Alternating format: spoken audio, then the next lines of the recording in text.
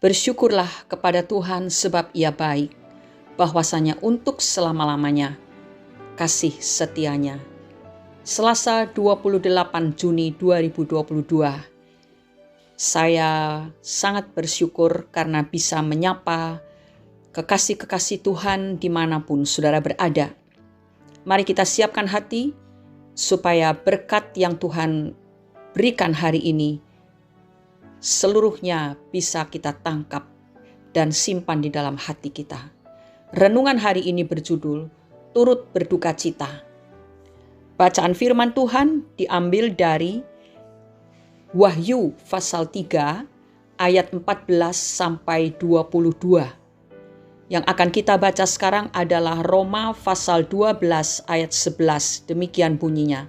Janganlah hendaknya kerajinanmu kendor, biarlah rohmu menyala-nyala dan layanilah Tuhan. Saudara-saudara, adalah sebuah realita atau kenyataan bahwa di Indonesia dan belahan dunia lainnya banyak sekali gereja yang mati, baik secara individu maupun secara organisasi.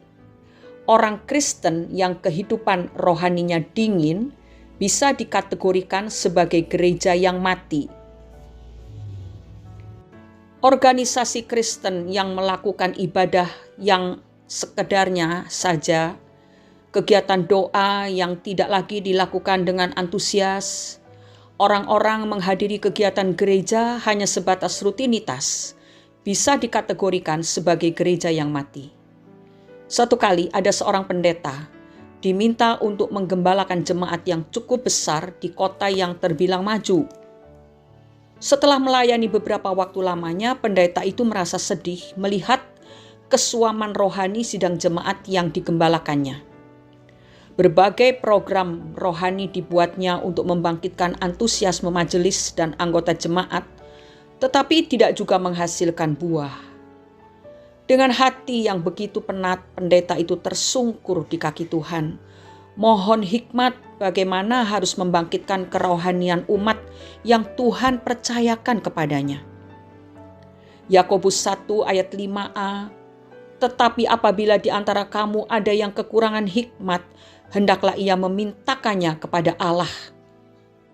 Setelah berdoa, ia mendapat ide untuk menuliskan pengumuman di warta jemaat yang berbunyi, kebaktian duka cita sidang jemaat akan diadakan hari Rabu pukul 5 sore di gereja. Harap majelis dan jemaat datang. Isi warta ini menimbulkan pertanyaan besar di hati majelis dan jemaat. Apakah gembala akan membubarkan majelis dan sidang jemaat sehingga ia bisa bebas tugas? Apakah gembala sudah menjual semua aset gereja dan berencana membubarkan jemaat? Kira-kira demikian pertanyaan yang timbul di hati jemaat. Pada hari Rabu yang telah ditentukan tepat pukul 5 sore ibadah dimulai. Para majelis dan anggota jemaat hadir memenuhi gereja. Di antara mimbar dan kursi terdepan ada sebuah peti yang dihiasi rangkaian bunga tanda berkabung dan tulisan turut berduka cita. Ibadah pun dimulai dengan menyanyikan lagu di kala duka, yang dilanjutkan dengan renungan dari gembala sidang tentang penyakit kanker penyebab kematian gereja. Kemudian gembala sidang minta setiap orang maju untuk memberi penghormatan terakhir. Mereka harus melihat ke dalam peti mati itu. Tatkala melihat ke peti mati, mereka terkejut dan menunjukkan berbagai respon.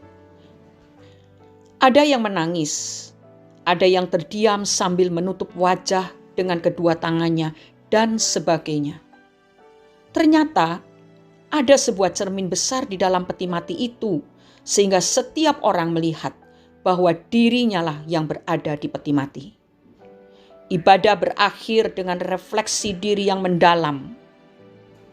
Sejak ibadah duka cita itu, iman dan antusiasme warga gereja kepada Tuhan kembali menyala-nyala. Mereka mengalami kebangunan rohani. Saudara-saudara, ingatkah saudara suatu pertanyaan yang diajukan oleh Yesus di dalam Injil Lukas pasal 18 ayat 8? Akan tetapi, jika Anak Manusia itu datang, adakah ia mendapati iman di bumi? Saudara-saudaraku, mari kita menjaga api iman kita, supaya senantiasa menyala-nyala dengan cara mencintai firman Tuhan dan membangun hubungan yang erat dengan Tuhan setiap hari. Kalau iman kita sedang suam, bangkitkanlah sekarang juga. Karena suatu saat nanti, orang yang suam dimuntahkan oleh Tuhan. Karena itu perhatikanlah dengan saksama bagaimana kamu hidup. Janganlah seperti orang bebal, tetapi seperti orang arif. Dan pergunakanlah waktu yang ada, karena hari-hari ini adalah jahat. Sebab itu janganlah kamu bodoh, tetapi usahakanlah supaya kamu mengerti kehendak Tuhan. Supaya waktu yang sisa jangan kamu pergunakan menurut keinginan manusia, tetapi menurut kehendak Allah. Saudara-saudara, renungan hari ini harus kita perhatikan dengan sungguh-sungguh, supaya jangan sampai iman kita lemah, lalu kita menjadi orang yang suam di hadapan Tuhan, dan akan Tuhan muntahkan. Kalau kita tidak waspada, maka segala pengaruh yang jahat itu akan membuat kita kehilangan kesempatan untuk bertemu dengan Tuhan. Mari kita renungkan hal ini baik-baik. Mari kita berdoa. Bapa di surga, kami bersyukur untuk kesempatan pagi ini di mana Engkau berbicara kepada kami. Tuhan, tolonglah kami bila ada di antara kami sudah berjalan jauh dari Tuhan. Tariklah kami kembali supaya kami selalu mendekat dan bergairah kepada Tuhan.